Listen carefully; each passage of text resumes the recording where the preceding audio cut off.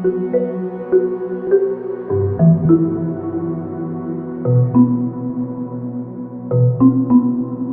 Guys, welcome back to Sanika Gule blogs. आज का video बहुत ही स्पेशल होने वाला है। इसमें मैं डिटेल शेयर करूंगी as how to book a trip to South Korea. Recently हम लोग गए थे साउथ कोरिया। बहुत ही हमारी अमेजिंग ट्रिप रही। वो सारी ट्रिप मैंने प्लान की थी, बहुत अच्छे से प्लान की थी and it really went well. मैं आपके साथ शेयर करूंगी everything about this trip. And South Korea बहुत अमेजिंग कंट्री है। In fact if you are here, South Korea आपकी विश लिस्ट में तो ज़रूर आएगा। चाहे आप थोड़े सालों बाद जाओ, लेकिन आप ज़रूर जाओगे। बहुत ही अमेजिंग कंट्री है एंड आपको डेफिनेटली जाना चाहिए। इस वीडियो में मैं शेयर करूँगी everything about the flight, the itinerary, hotels, how many days to visit, कौन सा बेस्ट सीजन है वहाँ विजिट करने का, then what about the visa. सब कुछ होगा इस वीडियो में covered. Stay tuned in this video and बिना कोई देर के let's get started. South Korea एक एशियन कंट्री है। वो ईस्ट एशिया में पड़ता है। उनके जो नेबर्स हैं वो है North Korea, China and Japan. South Korea में टेम्परेट क्लाइमेट होता है। उनके 4 मेन सीजन्स होते हैं, spring, summer, autumn and winter. तो बेस्ट सीजन जो है उनका विजिट करने का वो है spring and autumn. Spring is March to May and autumn is September to November. And South Korea एक डेमोक्रेटिक कंट्री है। उनका ऑफिशियल नाम है रिपब्लिक ऑफ कोरिया। उनकी लैंग्वेज कोरियन लैंग्वेज है, ऑफिशियल लैंग्वेज। एंड उनकी जो करेंसी है that's Korean won. 1 rupees is equal to 16 Korean won. और उनकी जो रिलीजन है वहाँ पे, मतलब basically you are free to follow any religion, लेकिन they have 31% Christian, 17% Buddhist, 55% atheist और नो रिलीजन। और बहुत ही माइनॉरिटी में अभी इस्लाम वहाँ पे थोड़ा बहुत फैल रहा है। This is all about the geography. And capital city है वो है Seoul city. And the cities that I suggest you visit in South Korea are Seoul city, बहुत अमेजिंग सिटी है। एंड बुसान, वो भी बहुत खूबसूरत एक सिटी है। ग्वांगजू, ये तो मेरी फेवरेट सिटी रही है throughout South Korea. Then comes Jeju island, बहुत अमेजिंग है। मैं नहीं जा पाई थी because I had 2 countries to visit. 2 countries थे एक साथ में। Jeju I had to skip, but आप जेजू ज़रूर जाना, बहुत अमेजिंग है जेजू आइलैंड्स। अब थोड़ा ब्रीफ में बताऊंगी साउथ कोरिया की हिस्ट्री के बारे में। जैसे हम लोग ब्रिटिश रूल के अंडर थे, उसी तरह Korea was under the rule of Japan. 1910 में जापान ने उन्हें इन्वेड किया था और लगभग 35 ईयर्स तक वो जापान का कॉलोनी था कोरिया। उस वक्त नॉर्थ और साउथ कोरिया ऐसा नहीं था, कोरिया वॉज वन। एंड इस रूल के दौरान Korean language, Korean culture Japanese लोगों ने बहुत सप्रेस किया। कोरियंस को फोर्स किया गया कि वो जापानीज नाम और प्रैक्टिसेस अपना ले। सेकेंड वर्ल्ड वॉर के दौरान उन्हें फोर्स्ड लेबर की तरह यूज़ किया गया बाय द जापानीज। और उनका जो फर्स्ट रेजिस्टेंस मूवमेंट था वो मार्च में 1919 में हुआ था, जहां लाखों कोरियन लोगों ने एक पीसफुल प्रोटेस्ट किया था अगेंस्ट द जापानीज रूल। लेकिन जापानीज लोगों ने उसे भी बहुत बुरी तरह से सप्रेस किया। फिर बहुत सारे जो ये थे कोरियंस थे वो भाग गए यूएस, रशिया, चाइना, और वहीं से उन्होंने गवर्नमेंट इन एग्जाइल फॉर्म किया। इंडिपेंडेंस मूवमेंट्स वहीं से वो चलाने लगे। ये पूरा जो रेजिस्टेंस था, उनके जो की फिगर्स थे, इट वाज किम गू, जो लीडर थे गवर्नमेंट इन एग्जाइल के। फिर एक लड़की थी जिसका नाम था यू ग्वान सुन, वो एक टीनेज लड़की थी जो प्रिजन में ही मर गई थी। फिर 1945 में जब जापान बुरी तरह से हार गया और जापान ने सरेंडर किया, उस वक्त कोरिया को आज़ादी मिली थी। लेकिन फिर उसके बाद हुआ ये कि कोरिया के 2 टुकड़े हो गए। लेकिन आज़ादी के बाद कोरिया के 2 हिस्से हो गए, North Korea and South. Soviet Union ने नॉर्थ कोरिया को ऑक्यूपाई किया और साउथ कोरिया को यूएस ने ऑक्यूपाई किया। इसकी वजह से 2 गवर्नमेंट बने। एक था Republic of Korea which is South Korea, जो फॉर्म हुआ था 15 अगस्त 1945 को, and the other was Democratic People's Republic of Korea, जो 9 सितंबर 1948 में हुआ। और इसी डिवीजन की वजह से वो कोरियन वॉर हुआ था, जो 1950 से स्टार्ट होकर 1953 तक चला था। हम आते हैं मेन क्वेश्चन पे कि कितने दिन साउथ कोरिया का ट्रिप करना चाहिए। वैसे तो हर इंडिविजुअल पे वो डिपेंड करता है, लेकिन I am gonna solely speak on my experience. तो मुझे लगता है 10-12 दिन काफ़ी है साउथ कोरिया एक्सप्लोर करने के लिए। एंड थोड़ा सा टाइम निकाल के जाओ, क्योंकि बहुत खूबसूरत कंट्री है। सो मेरे हिसाब से सोल में आप 4 से 5 दिन रह सकते हो, बुसान में आराम से 3 दिन रह सकते हो, एंड देन जेजू के लिए 2 दिन दे सकते हो अगर 10 दिन का आइटिनरी हुआ तो। सो आई थिंक 10 डेज इनफ है। 10 to 12 डेज आप बहुत आराम से घूम सकते हो साउथ कोरिया। अब आते हैं बजट की तरफ कि मेरा कितना बजट मुझे लगा था साउथ कोरिया के लिए। तो आई टेल यू कि मैं गई थी अपने हस्बैंड और बेटे के साथ। तो we were like 2 adults and 1 child। उस हिसाब से पहले तो मैं आपको बताऊंगी, and then I tell you approx एक आइडिया दूंगी इंडिविजुअली एक इंसान का कितना लगेगा। सो फॉर द फ्लाइट ऐसा है कि आई गिव यू 1 वे का ticket, because 1 way fair, because मैं उसके बाद किसी और कंट्री में चली गई थी। सो हमारा 1 वे का टिकट फॉर 1 पर्सन वॉज 19,400। वो फुल्ली रिफंडेबल टिकट हमने लिया था, बिकॉज वीज़ा पता नहीं था होगा नहीं होगा इस हिसाब से। तो लेकिन round flight ticket I believe 35 to 40,000 में हो जाएगा। 35,000 to 40,000 में मोस्ट प्रॉब्ली तो आराम से हो जाएगा अगर आप थोड़ा पहले रिजर्व करते हो तो। देन होटल्स का हमारा गया था लगभग फॉर 10 nights and 11 days 55,000 या 54 to 55,000 तो हम लोगों का गया था। वीजा के लिए गए थे 18,825 रुपीज। सो पर पर्सन कुछ आप पकड़ सकते हो 6-6,500 कुछ इस तरह से हुआ होगा। देन हमारा पूरा जो ट्रांसपोर्ट था, हमने जितना भी मतलब ट्रांसपोर्टेशन था उसमें, चाहे बुलेट ट्रेन हो, सबवे हो, बसेस हो, टैक्सी हो, जो भी हमने किया उसका टोटल हमारा हुआ था 31,000 रुपीज सारे ट्रांसपोर्ट का पकड़ के। फिर फूड का 42 to 43,000 गया था। शॉपिंग के लिए मेरा 22 to 23,000 गया। एंट्री फीस के लिए कुछ 4,500 रुपीज गए। देन सिम कार्ड 3,500, इंश्योरेंस 2,500, जो गाइडेड टूर्स थे उसका 43 to 44,000 में चला गया। सो कुछ इस तरह से हमारा टोटल हमने जो स्पेंड किया साउथ कोरिया में, it was around 3,09,000 rupees for 3 people उस हिसाब से। सो एक इंसान का आराम से आप 1-1.25 लाख में आप आराम से ये ट्रिप कर सकते हो। कोरिया ज्यादा महंगा नहीं, इंडिया से महंगा है लेकिन इतना ज्यादा महंगा नहीं है। सो बहुत आराम से आप वहाँ पे आई थिंक 1 लाख रुपीज में बहुत आराम से आप कर सकते हो। So this was about the budget. अब आते हैं वीजा पार्ट की तरफ। सो जो भी डॉक्यूमेंट्स रिक्वायर्ड है साउथ कोरिया जाने के लिए, so I am gonna put a list over here on the screen. लेकिन साउथ कोरिया का वीज़ा मैंने अप्लाई किया था through the agent, because with the baby ये सब करना थोड़ा सा मुश्किल है इसके लिए। सो अगर आपके डॉक्यूमेंट्स पूरे हैं तो 99% आपको वीज़ा मिलेगा, बाकी 1% always depends upon the embassy. This is what my agent told मी।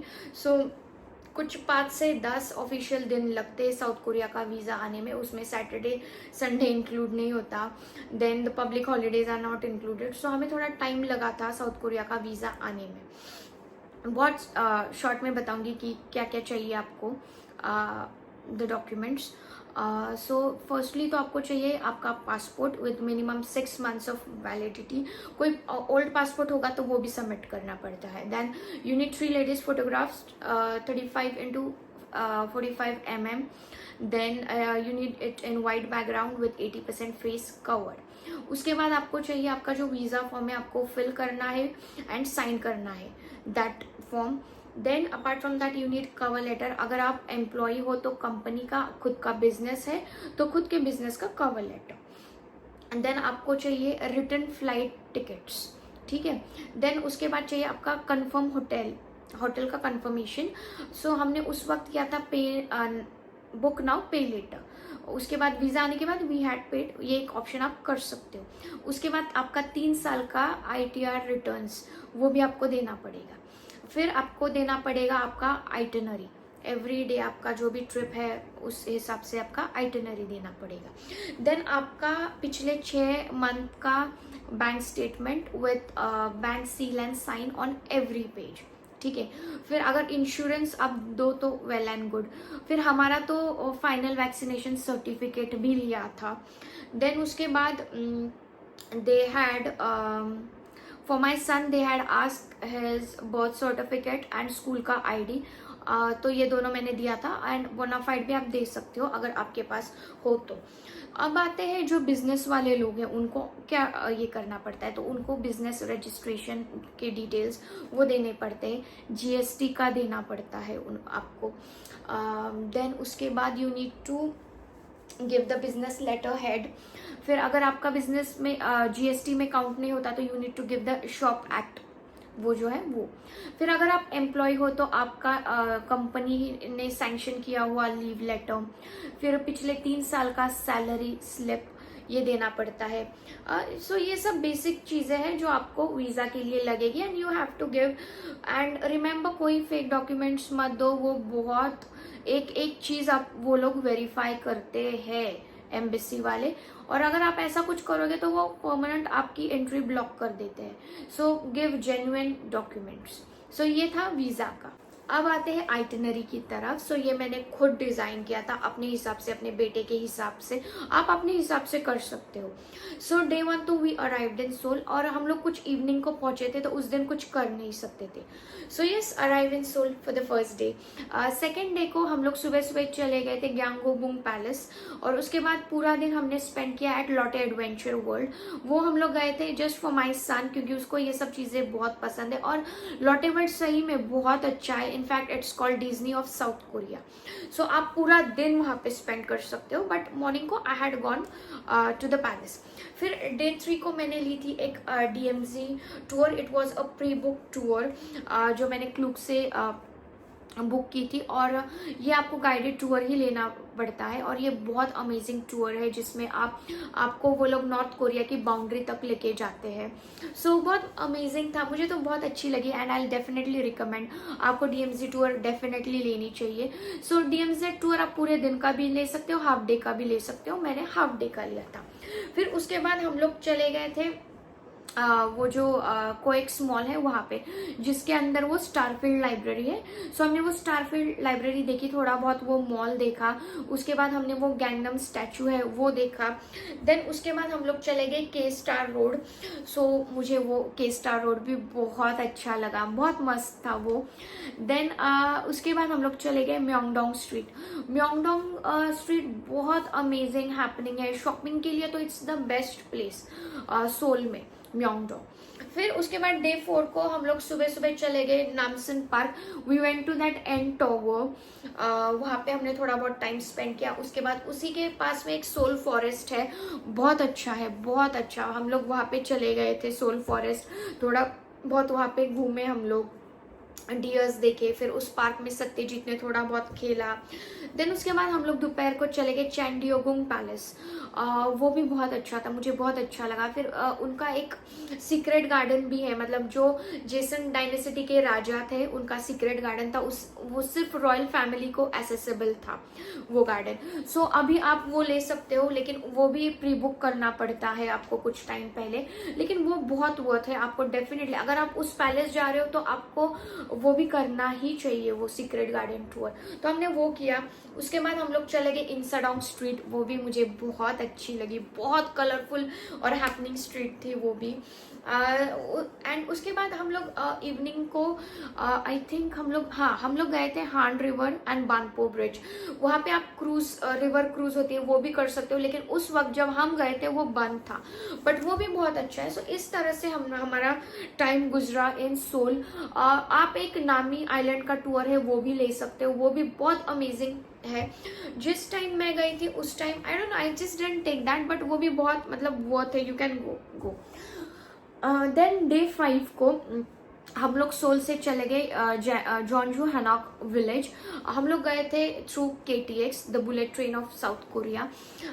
तो वो जो विलेज है ना, वहाँ पे बहुत सारे, मतलब पूरा विलेज में कोरियन हैनॉक्स है, मतलब कोरियन ट्रेडिशनल घर है वहाँ पे कुछ मतलब लोग भी हैं जो प्रॉपर कोरियन लोग रहते हैं। फिर बहुत सारी उन्होंने रेंट आउट किए हैं फॉर द गेस्ट।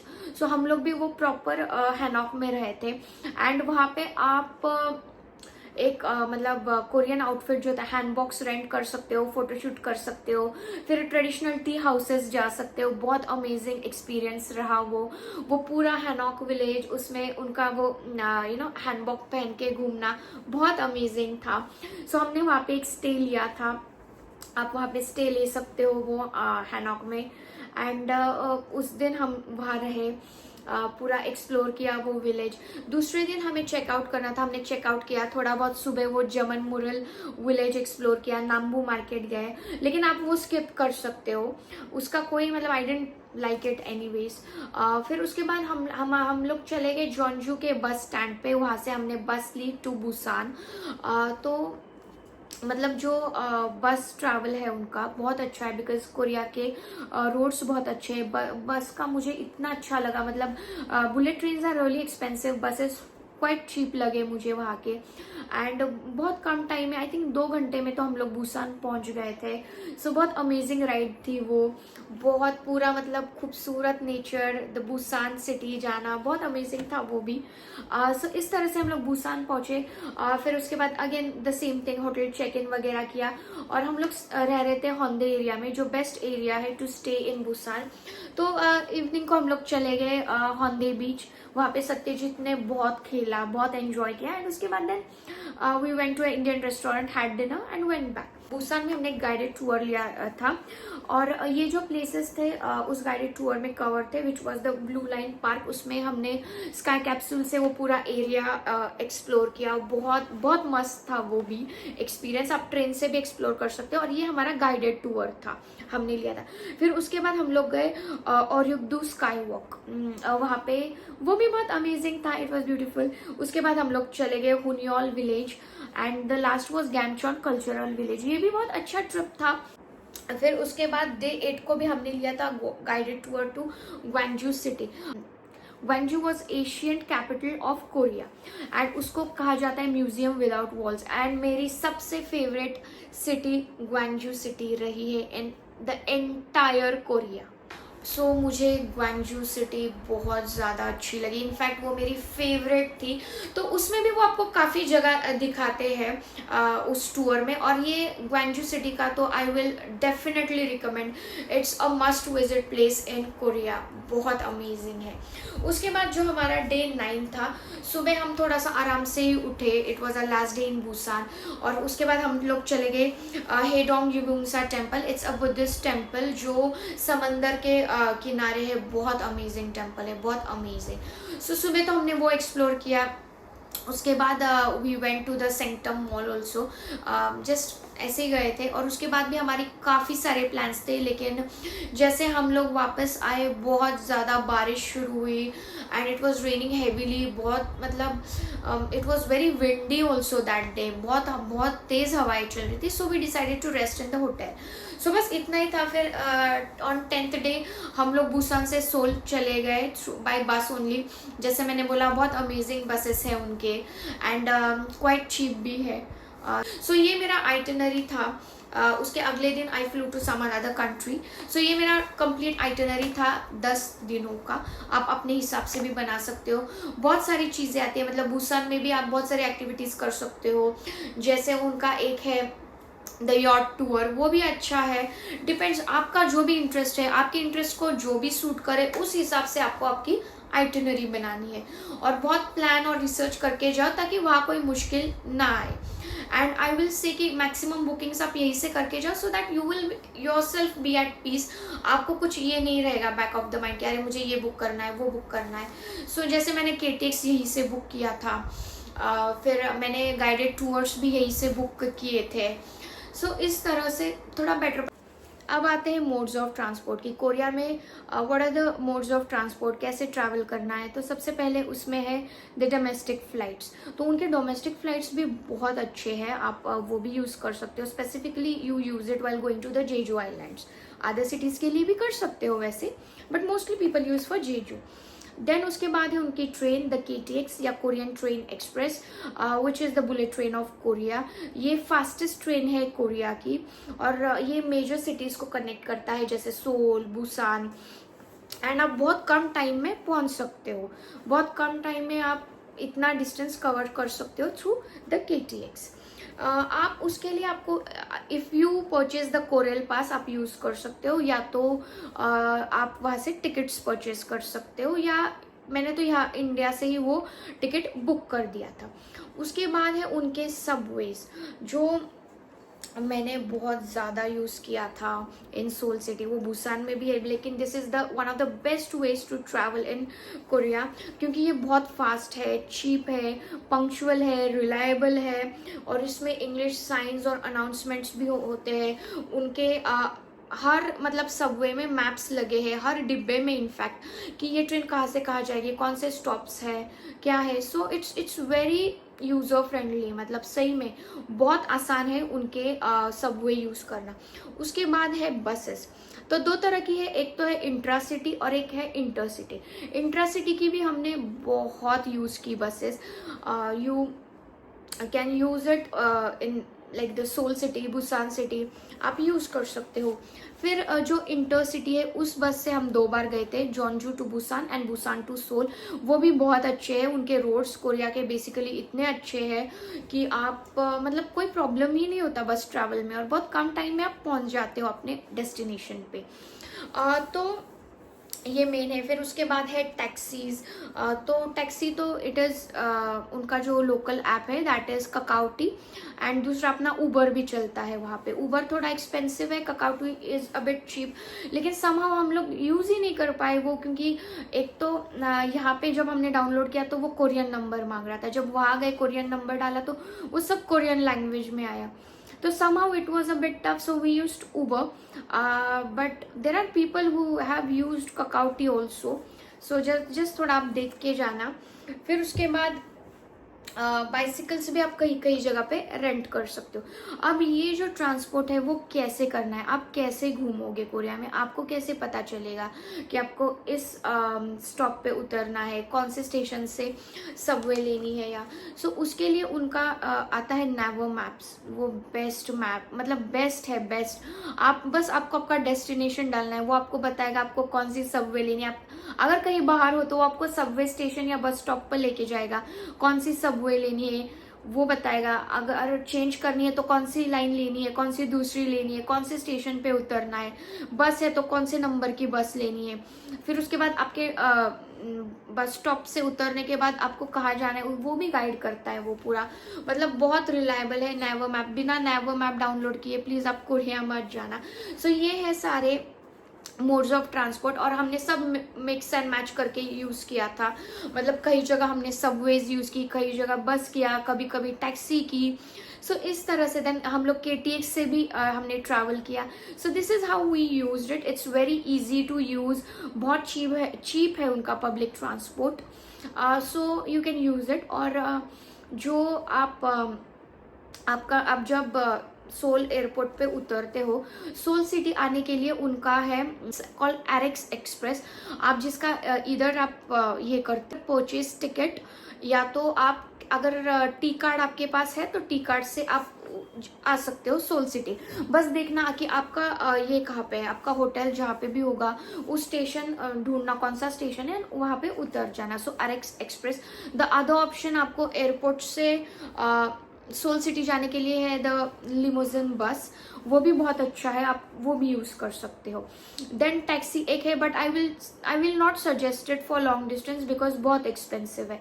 सो इधर गो बाय लिमोजिन बस और by the AREX express. Then apart from that हमने खरीदा था T card, the transportation card, जो हमने सोल एयरपोर्ट से ही खरीदा था। हम तीनों के लिए खरीदा था, सत्यजीत का किड्स का है और हमारा अडल्ट कार्ड। तो वो हर जगह चलता है आपका टी कार्ड, मतलब सबवे में चलेगा, टैक्सीज में यूज़ कर सकते हो, बस में यूज़ कर सकते हो, कई कई कन्वीनियंस स्टोर्स लाइक 7-Eleven में यूज़ कर सकते हो। तो वो बहुत एक अच्छा ऑप्शन है, आपको हर बार आपको टिकट खरीदना ही नहीं पड़ेगा, बहुत बेस्ट ऑप्शन है। बस टैप करो एंड जाओ, दैट्स द मोस्ट ईजीएस्ट। फिर उसमें अगर आपका कुछ पैसा बचा और आपको आना है रिटर्न, तो आप सीधा 7-Eleven स्टोर जाओ और उनको बोलो रिफंड कर दे। वो आपको सिर्फ 500 वॉन चार्ज करेंगे और बाकी का पैसा कैश में आपको दे देंगे। हमने वही किया था। और हम जब सोल में गए, मतलब एयरपोर्ट पे थे और टी कार्ड लिया, सो हमने उसको टॉपअप किया था पर कार्ड 50,000 वॉन से, जो इंडिया के लगभग 3,300 से 3,500 ऐसे में होता है। वो कार्ड हमने पूरा 10 दिन यूज किया, उसमें से भी कुछ पैसे बचे। वन मोर थिंग कि जैसे हम सोल एयरपोर्ट पहुंचे, the first thing we did was to purchase a SIM card, so that you know हम मतलब हर टाइम वी कुड एक्सेस, जो भी कोई प्रॉब्लम आ रही है तो मतलब ज़रूरत नहीं है कि कोई वाईफाई ढूंढो एंड देन, सो आपके पास सिम कार्ड होना चाहिए, या तो आप आपका यहीं से रोमिंग करवा के जाओ, सो ये बहुत बेटर पड़ेगा। सो अब जाते हैं फ्लाइट्स की तरफ। सो हमारी थी connecting flight, we went through the Vietnam airlines, we had a connecting flight. तो हम लोग गए थे मुंबई से Ho Chi Minh city and from Ho Chi Minh city to Seoul city. So ये कुछ 5-5 घंटों की फ्लाइट्स थी और बीच में लेओवर भी था। सो आप अदर ऑप्शंस भी है, आप अदर ऑप्शन से भी जा सकते हो, जैसे हांगकांग में भी कई कई लेओवर होता है, लेकिन हमें जो सबसे बजट में लगा तो ये था। और उसके बाद और एक था जो और थोड़ा चीप था, विच इज द वियत जेट, लेकिन उसका प्रॉब्लम ये था कि वियतनाम में उसका 21 आवर्स का लेओवर था, so we didn't take that. So हमारे बजट के अकॉर्डिंग हमें जो लगा हमने वो फ्लाइट ली। आप भी थोड़ा सा रिसर्च कीजिए, जैसे आपको ठीक लगे उस हिसाब से आप ले सकते हो फ्लाइट अपनी। सो अब आते हैं होटल्स की तरफ। So before going to the hotels that I purchase, I will tell you the best places to stay. उस हिसाब से होटल बुक कीजिए क्योंकि बहुत कन्वीनियंट पड़ता है। सो सोल सिटी में the best place to stay is Myeongdong area and Busan में the best place to stay is the Hongdae area. अब थ्रू आउट मतलब मेरे साउथ कोरिया की ट्रिप हमने 4 होटल्स बुक किए थे। सोल में मैंने किया था इन डोंगडेमुन एरिया। अब उस टाइम मुझे भी याद नहीं आ रहा कि क्यों मैंने वो चूज किया था, but I will really not recommend that hotel. Hotel N नाम था उसका। तो वो डोंगडेमुन एरिया में था। तो जब भी आप होटल बुक कर रहे हो, याद रखो कि मतलब you should be near to the subway station और बस स्टेशन। वो मतलब बहुत बहुत अच्छा पड़ता है, बहुत कन्वीनियंट पड़ेगा अगर आप उस हिसाब से होटल बुक करोगे। अगर आप बहुत आउटस्कर्ट्स में लोगे ना, तो जाने आने में ही आपका बहुत मतलब waste of time, waste of money ऐसा होगा। So take in the best areas, थोड़ा ज्यादा पैसा जाएगा but it will be worth. Then हम लोग उसके बाद चले गए थे जॉन्जू हैनॉक विलेज। वहां पे भी हम एक हैनॉक में रहे थे, उसका कुछ तो मतलब I don't remember the name but I will put it over here, जो भी नाम था उसका। So it was a complete hanok. फिर बुसान में we stayed in Hongdae area. So उस होटल का नाम था बेस्ट लुइस हैमिल्टन होटल। वो बहुत अच्छा होटल है, I will definitely recommend that hotel. So hotels you have to book in such a way कि आपकी जो कनेक्टिविटी है फॉर द पब्लिक ट्रांसपोर्ट वो अच्छी हो, उस हिसाब से अपने होटल बुक कीजिएगा। और अच्छे होटल करो book, don't look at the money, क्योंकि क्या होता है ना, वहां जाके फिर बहुत ऐसी चिड़चिड़ हो जाती है, क्या है ये, ऐसे हो जाता है। सो उस हिसाब से। और अगर आप ज्यादा लोग हो तो you can go for Airbnb option. Now coming to the most important part, food. अब इंडियन चाहे कहीं पर भी जाए, होम सिक तो वो होता ही है। We miss our food so much. लेकिन trust me, you will not believe, लेकिन कोरिया में मैंने कभी होम सिक फील नहीं किया। और यहाँ से ना जाते वक्त ही वी हैड डिसाइडेड कि हम लोकल फूड भी ट्राई करेंगे। हम प्री पैक्ड फूड भी लेके गए थे काफी सारा। देन हम इंडियन रेस्टोरेंट्स भी गए। So it was a mix and match of everything. So जो लोकल कोरियन फूड है वो भी उनका बहुत अच्छा है।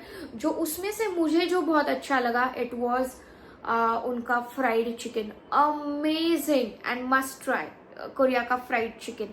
उसके बाद उनके कोरियन चिकन बर्गर्स बहुत अच्छे, very fresh patties and fresh बन, मतलब KFC एंड मैकडी फेल है इनके सामने। फिर उनकी पीच आइस टी भी मुझे बहुत अच्छी लगी। देन एक स्ट्रीट फूड है थंगालू, वो भी बहुत अमेजिंग था। सो बहुत सारी चीजें आप ट्राई कर सकते हो, रैमेन वगैरह। We couldn't try that but yeah. Then वहाँ पे बहुत सारे इंडियन रेस्टोरेंट्स है in Seoul also and in Busan also, काफी है, आप वहाँ पे जा सकते हो और वहाँ पे आराम से खा सकते हो। फिर वेजिटेरियन वालों को थोड़ा प्रॉब्लम होगा बिकॉज नहीं मिलता, इंडियन होटल्स नहीं है तो नहीं मिलता ऑनेस्टली इतना कुछ वेजिटेरियन। इनफैक्ट उन लोग को पता ही नहीं वेज नाम की चीज भी होती है। So this is the problem and my son doesn't eat non veg, वो नहीं पसंद करता non veg food. We literally at times hide and give him, very rarely he eats non-veg. फिर हमने जो प्री पैक्ड फूड लेके गए थे, तो ब्रेकफास्ट तो मोस्टली हम वहीं से करते थे। हमें एक होटल में था बट उसका कोई यूज़ नहीं था, कॉम्प्लीमेंट्री मिला था लेकिन नो यूज़। सो हम लोगों ने चाय कॉफ़ी के भी प्री मिक्सेस लेके गए थे। Literally we use to have chai biscuit, कभी फिर वो नूडल्स खाते थे जो प्री पैक लेके गए थे, बहुत सारी चीज़ें लेके गए थे, खाकरा वगैरह। We use to eat that and go. And then वहाँ पे और एक ऑप्शन है, अगर कहीं कुछ ना मिले तो एक ऑप्शन ऐसा है आपके पास, आप कन्वीनियंस स्टोर्स जो है उनके जैसे 7-Eleven वहाँ जा सकते हो। वहाँ पे हम लोग जाते थे, we use to buy chicken wings या जो भी है फ्राइड चिकन वगैरह। वहाँ पे ओवन होता है, आप माइक्रोवेव में वहाँ पे गर्म कर दो। वहाँ पे बैठने की जगह होती है, आराम से बैठो वहाँ पे।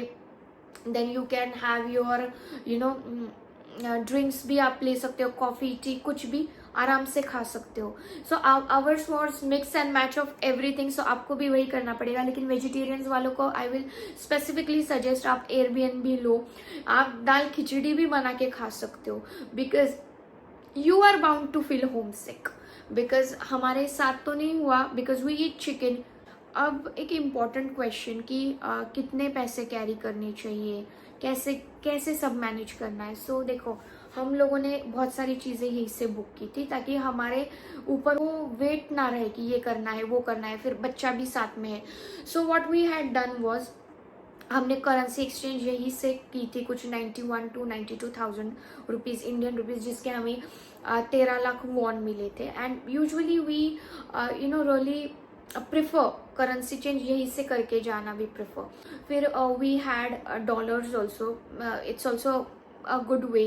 देन उसके बाद इंडियन करेंसी भी हमने थोड़ी कैरी की थी। It depends on every person, उसको कितना कैरी करना है। बट सेफ साइड, जहाँ 2 रुपए लगने हैं वहाँ पे 4 लेके जाओ, because it's not your country, कुछ भी हो सकता है। उसके बाद we had the debit card, credit card. अब डेबिट क्रेडिट का आपको एक याद रखना है कि आपको इंटरनेशनल ट्रैवल इनेबल करके जाना है, तभी वो कार्ड्स वर्क करते हैं।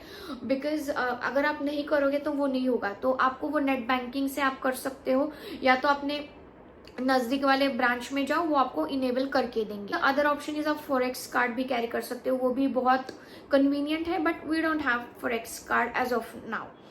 सो पैसे आपके हिसाब से आप कैरी कर सकते हो, लेकिन 10 दिनों के हिसाब से this is what I feel, at least you should have 1 lakh rupee per person, मतलब not per person but 1 lakh rupees you should have. अभी आते हैं एक इम्पॉर्टेंट क्वेश्चन पे कि क्या कोरिया सेफ है।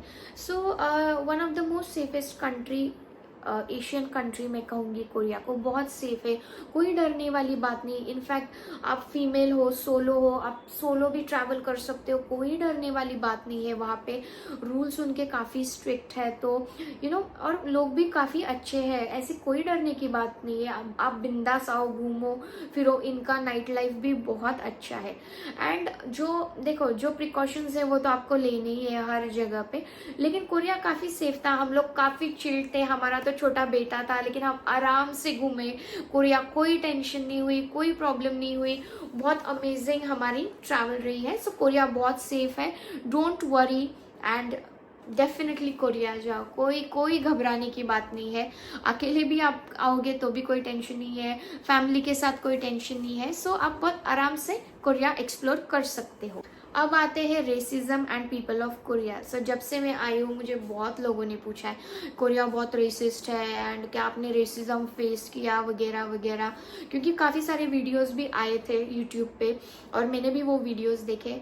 वेल मेरा इस पे ये कहना है कि देखो, रेसिज्म कहीं पर भी हो सकता है, इंडिया में भी होता है और हर जगह होता है इनफैक्ट। तो कोरिया में भी होता होगा, आई डोंट नो, लेकिन मेरे एक्सपीरियंस से आई विल टेल यू कि हमारे साथ कहीं पर भी रेसिज्म नहीं हुआ, कहीं पर भी नहीं। हम लोग बहुत अच्छे से घूम रहे थे, कोई प्रॉब्लम कहीं पर भी नहीं हुई। इनफैक्ट मुझे कोरियन लोग बड़े हेल्पफुल लगे, बहुत अमेजिंग, बहुत स्वीट, बहुत शांत लोग हैं, बहुत प्यारे लोग हैं कोरियन लोग। सो बिल्कुल भी नहीं रेसिज्म हुआ हमारे साथ। अभी एक आध हो सकता है किसी के साथ हुई, and I really feel bad for that person अगर किसी के साथ हुआ है तो, लेकिन हमारे साथ नहीं हुआ। लोगों ने बहुत हेल्प की हमारी। In fact I remember, I just share one incident with you. जैसे हम डोंगम्यो स्टेशन उतरे, हम सोल से आ रहे थे, तो डोंगम्यो स्टेशन के 700 मीटर पे हमारा होटल था। तो उस वक्त ये हुआ कि मतलब 700 मीटर था, तो वी डिसाइडेड टू वॉक। सो काफ़ी लगेज था हमारे पास, सो वो तो मेन रोड था, लेकिन जैसे हमने मेन रोड छोड़ा, and that time we were navigating through Google map, तो वो जैसे हम गए तो एक मतलब ये ना ऐसी गली आई जो जिसमें मतलब कोई नहीं ज़्यादा था, कोई नहीं था, but I was a bit sceptical, I was a bit scared, छोटा बच्चा है और ये थोड़ा सा मतलब कोई लोग ज़्यादा नहीं दिख रहे यहाँ पे, तो थोड़ा डर लगा मुझे उस वक्त। तो थोड़ा आगे गए तो हमें एक लेडी मिली, एंड मैंने उनको एड्रेस पूछा, तो उन्होंने मुझे, उनको बहुत कम इंग्लिश आती थी, तो उन्होंने मुझे बोला कि मैं आपको छोड़ देती हूँ। Still I was very scared, लेकिन we followed, and my husband was मतलब मैप के थ्रू वो भी चेक कर रहे थे। उस लेडी ने देखा कि मेरे पास 2 बैग्स है, मेरे हस्बैंड के पास 2 बैग्स है, बच्चा है, उन्होंने वो आई, उन्होंने मेरी बैग एक ली, एंड हमें लिटरली उन्होंने होटल तक छोड़ा। मुझे इतना स्वीट लगा वो जेस्चर, इतना स्वीट। ऐसा नहीं था कि वो आसानी से हमें एड्रेस समझा सकती थी, बहुत नज़दीक था, लेकिन फिर भी वो आई, सो मुझे बहुत अच्छा लगा। सो कोरिया ओवरऑल है ही अच्छा, कोरियन लोग भी अच्छे। ओके, सो अब आते हैं अट्रैक्शंस मैंने कैसे बुक की। कुछ कुछ चीज़ें मैंने यहीं से बुक की थी, and I had booked everything through Klook. अब बहुत सारे लोकल वेबसाइट्स वगैरह होते हैं, नॉर्मल दूसरे वेबसाइट्स होते हैं, ऐप्स होते हैं, आप वहाँ से भी कर सकते हो, लेकिन आई रियली सजेस्ट क्लूक, क्योंकि वो काफ़ी ट्रस्ट वर्दी है। तो क्लूक से मैंने बहुत कुछ बुक किया था, KTX वगैरह का भी मैंने वहीं से बुक किया था, और कुछ कुछ चीज़ें मैंने ऑन स्पॉट, मतलब जैसे एंट्री फी है वो कुछ कुछ चीज़ें पैलेसेस वगैरह की ऑन स्पॉट की थी। सो इस तरह से मैंने अट्रैक्शंस यहीं से क्लूक से बुक किए थे। और अभी सबसे इम्पोर्टेंट, ऐप्स कौन से डाउनलोड करने। सो सबसे वैसे तो बहुत ऐप्स है, लेकिन जो मैंने यूज़ किए, I am gonna suggest them mostly. So सबसे पहले तो हमने जो बहुत यूज़ किया वो था नेवर मैप्स, बहुत reliable and trustworthy, it's the best way to explore Korea, और उनके लोकल्स वही यूज़ करते हैं। गूगल मैप्स वहाँ के अच्छे नहीं है, so download never maps, I give it over here. उसके बाद उनका एक ट्रांसलेशन ऐप आता है पापागो, वो भी बहुत अच्छा है।